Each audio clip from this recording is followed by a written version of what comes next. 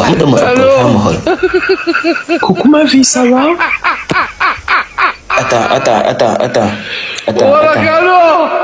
Sa kanam bu capataate bi nga naan ma coucou ma vie, ça va ñàkk jom colossal. maanaam am na yoo xam ne day dagg sama xol bi quoi. maanaam kii nii loolu la may ndigal quoi parce que comprendre ma mais kii loolu la may ndigal yal na ma yàlla baal mais kii nii ndigal ma góor yàlla quoi waaw man duma tooñkat mais kii ndigal ma góor yàlla ba pare nooy xoolee góor naan ko kuku ma xaw ma lan genre affaire su ma gëstuloon parents yi mais c'est boy bi dama koy daggal waaw maanaam boy bi ku xamadi la quoi ku xamadi la parce que lii sama guddi yàqu na quoi sama guddi yàqu na wën na yàlla sama guddi yàqu na sama guddi non ni may yóndee reetaan bu leen ma yóndee reetaan maanaam yow mënoo leen distingue nga xol bu jeex quoi ak kuy wax ful ak fayda maanaam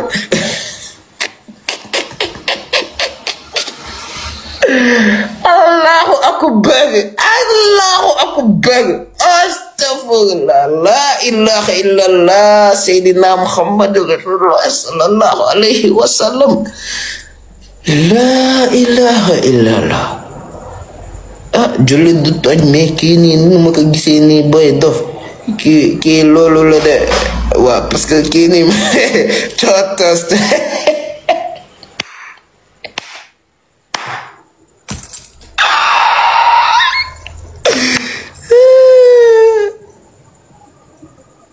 am ko ma message na ma c'est un ñàkk rek kii di góor ne ma vie nga naan ma ñàkk la non café wu ma lii de ana góor ak wax góor ma vie maanaam café wu ma loolu noonu yëfu nit la góor bu téem góor si live naan ko ma vie nga naan ma non ñàkk la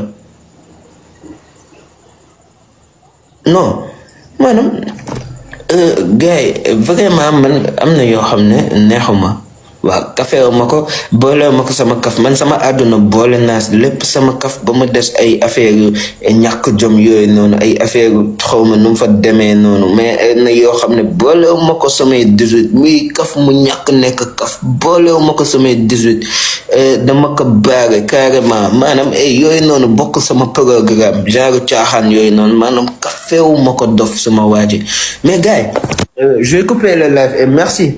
Aujourd'hui, j'ai vu que vous vous êtes régalés et tout, et ça fait plaisir. Ces temps-ci, j'étais un peu occupé et je pouvais pas trop faire de live et tout. Et là, je commence à avoir du temps parce que cette semaine-là passée, elle était trop chargée pour moi.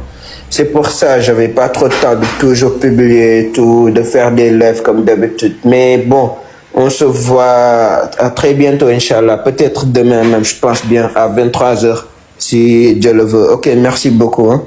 Bonne nuit. Wow, bisous moi. Xaaral suñu émission bi nag gars yi waa xaaral suñu émission bi waa am na benn émission bi waaj génn mais wax naa leen ko sànq mais comme cadeau la man dama am patience duma teel wax dara ñu déggoo gars yi bozo